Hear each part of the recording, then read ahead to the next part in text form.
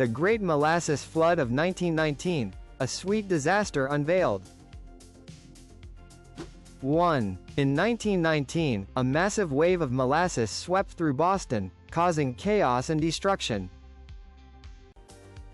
2. The flood resulted from a poorly constructed tank that could not withstand the pressure of molasses. 3. Over 20 people lost their lives, while hundreds were injured and extensive property was damaged.